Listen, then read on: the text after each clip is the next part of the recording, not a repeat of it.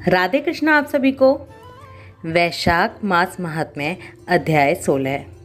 मिथिलापति ने पूछा, हे ब्राह्मण, जब वैशाख मास के धर्म अतिशय सुलभ पुण्य राशि प्रदान करने वाले भगवान विष्णु के लिए प्रीतिकारक चारों पुरुषार्थों की तत्काल सिद्धि करने वाले सनातन और वेदोक्त हैं, तब संसार में उनकी प्रसिद्धि कैसे नहीं हुई। तब श्रुतदेव जी ने कहा, राजन, इस पृथ्वी पर लौकिक कामना रखने वाला ही मनुष्य अधिक हैं। उनमें से कुछ राजस और कुछ तामस हैं।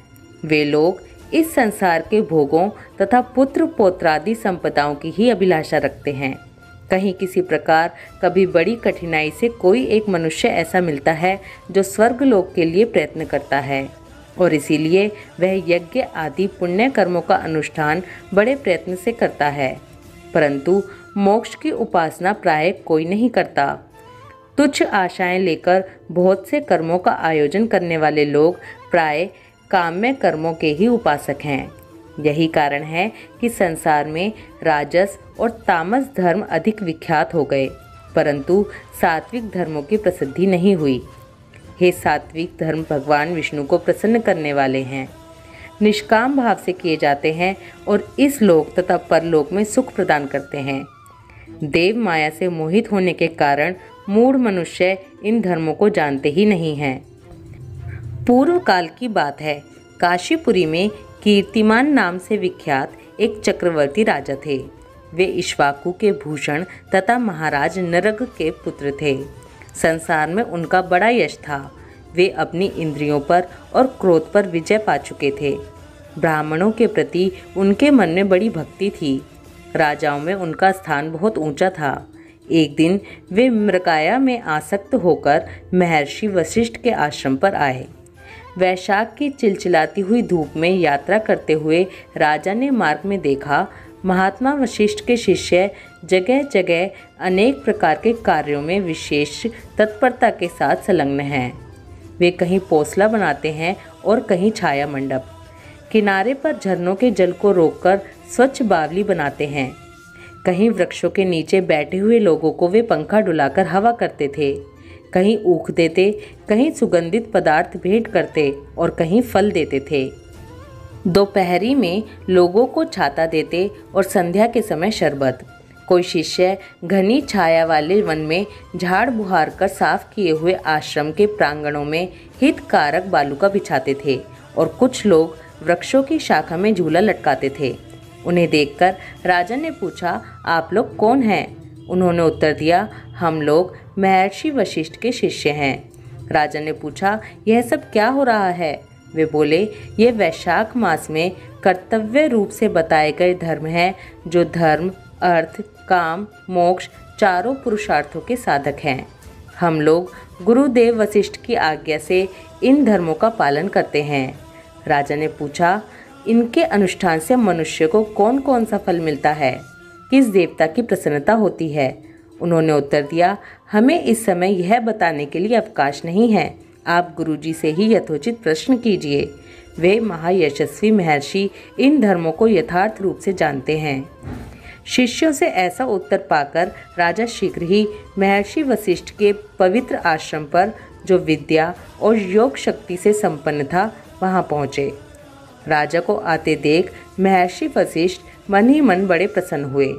उन्होंने सेवकों सहित महात्मा राजा का विधि पूर्वक आतिथ्य सत्कार किया। जब वे आराम से बैठ गए, तब गुरु वशिष्ठ से प्रसन्नता पूर्वक बोले, भगवान, मैंने मार्ग में आपके शिष्यों द्वारा परम आश्चर्यमय शुभ कर्मों का अनुष्ठान होते देखा है, किंतु उसके संबंध में प्रश्न किया तब उन्होंने दूसरी कोई बात न बताकर आपके पास जाने की आज्ञा दी। उनकी आज्ञा के अनुसार मैं इस समय आपके समीप आया हूँ। मेरे मन में उन धर्मों को सुनने की बड़ी इच्छा है, अतः आप मुझसे उनका वर्णन करें। तब महायशस्वी वशिष्ठ जी ने प्रसन्नता पूर्वक कहा, राजन, तुम्हारी बुद्धि को उत्तम शिक्षा मिली है, अतः उसने यह उत्तम निश्चय किया है। भगवान विष्णु की कथा के श्रवण और भगवत धर्मों के अनुष्ठान में जो तुम्हारी बुद्धि की आत्यंतिक प्रवृत्ति हुई है, यह तुम्हारे किसी पुण्य का ही फल है। जिसने वैशाख मास में बताए हुए महाधर्मों के द्वारा भगवान श्री हरि की आराधना की है, उसके उन धर्मों से भगवान बहुत संतुष्ट होते और उसे मनवांछित वस्तु प्रदान करते हैं। संपूर्ण जगत के स्वामी भगवान लक्ष्मीपति समस्त पाप राशि का विनाश करने वाले हैं। वे सूक्ष्म धर्मों से प्रसन्न होते हैं, केवल परिश्रम और धन से नहीं। भगवान विष्णु भक्ति से पूजित होने पर अभिष्ट वस्तु प्रदान करते हैं, इसलिए सदा भगवान विष्णु की भक्ति करनी चाहिए। जगदीश्वर श्री हरि जल से भी पूजा करने पर अशेष क्लेश का नाश करते और शीघ्र प्रसन्न होते हैं।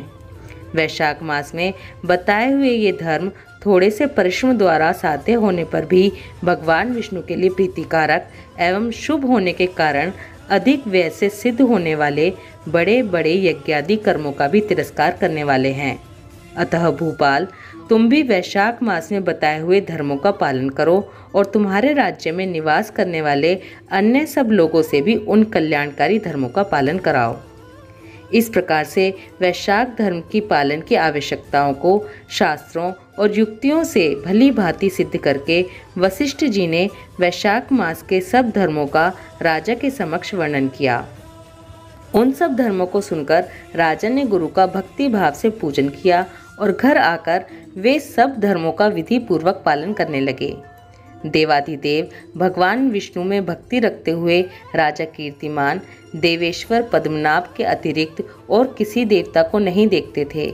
उन्होंने हाथी की पीठ पर नगाड़ा रखकर सिपाहियों से अपने राज्य भर में डंके की चोट पर यह घोषणा करा दी कि मेरे राज्य में जो 8 वर्ष से अधिक की आयु वाला मनुष्य है, उसकी आयु जब तक 80 वर्ष की ना हो जाए तब तक मेष राशि में सूर्य के स्थित होने पर यदि वह प्रातःकाल स्नान नहीं करेगा तो मेरे द्वारा दंडनीय, वध्य तथा राज्य से निकाल देने योग्य समझा जाएगा। यह मेरा निश्चित आदेश है। पिता, पुत्र, पत्नी या सुहृद जो कोई भी वैशाख धर्म का पालन नहीं करेगा वह चोर की भांति दंड का पात्र समझा जाएगा। प्रातःकाल शुभ जल में स्नान करके श्रेष्ठ ब्राह्मणों को दान करना चाहिए। तुम सब लोग अपनी शक्ति के अनुसार पौंसला और दान आदि धर्मों का उच्चारण करो। राजा कीर्तिमान ने प्रत्येक ग्राम में धर्म का उपदेश करने वाले एक एक ब्राह्मण को बसाया। 5-5 गांवों पर एक एक ऐसे अधिकारी की नियुक्ति की जो धर्म का त्याग करने वाले लोगों को दंड दे सके। उस अधिकारी की सेवा में 10-10 घुड़सवार रहते थे। इस प्रकार चक्रवर्ती नरेश के शासन से सर्वत्र और सब देशों में यह धर्म का पौधा प्रारंभ हुआ और आगे चलकर खूब बड़े हुए वृक्ष के रूप में परिणत हो गया। उस राजा के राज्य में जो लोग मर जाते थे वे भगवान विष्णु के धाम में जाते थे। वहाँ के मनुष्यों को विष्णु लोक की प्राप्ति निश्चित थी। एक बार भी वैशाख स्नान कर लेने से मनुष्य यमराज के पास नहीं जाता। अपने धर्मानुकूल कर्म में स्थित हुए सब लोगों के विष्णु लोक में चले जाने से यमपुरी के सब नरक खाली हो गए। वहाँ एक भी पापी प्राणी नहीं रह गया। वैशाख मास के प्रभाव से यमपुरी के मार्ग की यात्रा ही बंद हो गई। सब मनुष्य दिव्य आकृति धारण करके भगवान के धाम में जाने लगे। देवताओं के जो लोक हैं वे सब भी शून्य हो गए। स्वर्ग और नरक दोनों के शून्य हो जाने पर एक दिन नारद जी ने धर्मराज के पास जाकर कहा, धर्मराज, आपके इस नरक में अब पहले जैसा कोलाहल नहीं सुनाई पड़ता। पहले की भांति पाप कर्मों का लेखा भी नहीं लिखा जा रहा है। चित्रगुप्त जी तो ऐसे मौन भाव से बैठे हुए हैं जैसे कोई मुनि हो। महाराज, इसका कारण तो बताइए। महात्मा नारद के ऐसा कहने पर राजा यम ने कुछ दीनता के स्वर में कहा, नारद, इस समय पृथ्वी पर जो यह राजा राज्य करता है वह पुराण पुरुषोत्तम भगवान विष्णु का बड़ा भक्त है। उसके भय से कोई भी मनुष्य कभी वैशाख मास का उल्लंघन नहीं करता। उस पुण्य कर्म के प्रभाव से सभी भगवान विष्णु के परम धाम में चले जाते हैं। मुनिश्रेष्ठ, उस राजा ने इस समय मेरे लोक का मार्ग लुप्त सा कर रखा है। स्वर्ग और नरक दोनों को शून्य बना दिया है। अतः ब्रह्मा जी के समीप जाकर यह सब समाचार उनसे निवेदन करके तभी मैं स्वस्थ होऊंगा। ऐसा निश्चय करके यमराज ब्रह्मा जी के लोक में गए और वहाँ बैठे हुए उन ब्रह्मा जी का दर्शन किया जिनका आश्रय ध्रुव है, जो इस जगत के बीज तथा सब लोकों के पितामह हैं और समस्त लोकपाल, दिक्पाल तथा देवता जिनकी उपासना करते हैं। ब्रह्मा जी ने यमराज को देखा और यमराज ब्रह्मा जी के आगे पृथ्वी पर गिर पड़े। फिर यमराज ने कहा, हे कमलासन, काम में लगाया हुआ जो पुरुष स्वामी की आज्ञा का ठीक ठीक पालन नहीं करता और उसका धन लेकर भोगता है, वह काट का कीड़ा होता है। जो बुद्धिमान मनुष्य लोभवश स्वामी के धन का उपभोग करता है, वह 300 कल्पों तक तिर्यक योनि रूप में नरक में जाता है। जो कार्य में नियुक्त हुआ पुरुष कार्य करने में समर्थ होकर भी अपने घर में ही बैठा रहता है, वह बिलाव होता है। हे देव, मैं आपकी आज्ञा से धर्म पूर्वक प्रजा का शासन करता आ रहा हूँ। मैं अब तक मुनियों और धर्मशास्त्रों के कथनानुसार पुण्य आत्मा के पुण्य के फल से और पाप आत्मा को पाप के फल से संयुक्त किया करता था, परंतु अब आपकी आज्ञा का पालन करने में मैं असमर्थ हो गया हूँ। कीर्तिमान के राज्य में सब लोग वैशाख मासोक्त पुण्य कर्मों का अनुष्ठान करके पितरों और पितामहों के साथ वैकुंठ धाम में चले जाते हैं। उनके मरे हुए पितर और मातामह आदि भी विष्णु लोक में चले जाते हैं। इतना ही नहीं, पत्नी के पिता, ससुर आदि भी मेरे लेखकों को मिटाकर विष्णु लोक में चले जाते हैं। हे देव, बड़े बड़े यज्ञों द्वारा भी मनुष्य वैसी गति नहीं पाता है जैसी वैशाख मास से मिल रही है।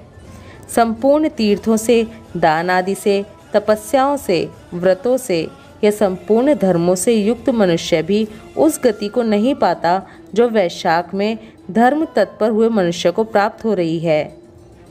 वैशाख मास में प्रातः काल स्नान करके देव पूजन, मास महात्म्य की कथा का श्रवण तथा भगवान विष्णु को प्रिय लगने वाले तदनुकूल धर्मों का पालन करने वाला मनुष्य एकमात्र विष्णु लोक का स्वामी होता है। और जगतपति भगवान विष्णु के लोक की तो मेरी समझ में कोई सीमा ही नहीं है, क्योंकि सब ओर से कोटि कोटि प्राणियों का समुदाय वहां पहुंच रहा है, तो भी वह भरता नहीं है। इस संसार में पवित्र और अपवित्र सभी लोग राजा की आज्ञा से वैशाख मास के धर्म का पालन करके विष्णु लोक को जा रहे हैं।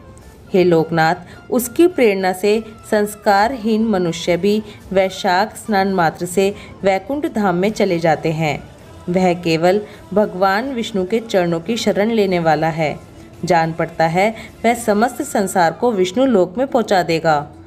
जो पुत्र धर्म, अर्थ, काम और मोक्ष के प्रतिकूल चलता हो, वह पृथ्वी पर माता के पेट से पैदा हुआ रोग है। वह अधम पुरुष अपनी माता का घात करने वाला कहा जाता है, किंतु राजा कीर्तिमान की माता और उसकी पत्नी का पुण्य संसार में विख्यात है। उसकी माता एकमात्र वीर जननी है और वह राजा निश्चय ही संसार में बहुत बड़ा वीर है। जिस प्रकार कीर्तिमान मेरी लिपि को मिटाने में उद्यत हुआ है, ऐसा उद्योग पुराणों में और किसी का नहीं सुना गया है। भगवान विष्णु की भक्ति में तत्पर हुए राजा कीर्तिमान के सिवा दूसरे ऐसे किसी को मैं नहीं जानता जो डंका बजाकर घोषणा करते हुए लोगों को ऐसी प्रेरणा देता हो और मेरे लोक के मार्ग को विलुप्त करने की चेष्टा करता रहा हो। वैशाख मास महात्म्य अध्याय 16 समाप्त। ओम माधवाय नमः। राधे कृष्णा।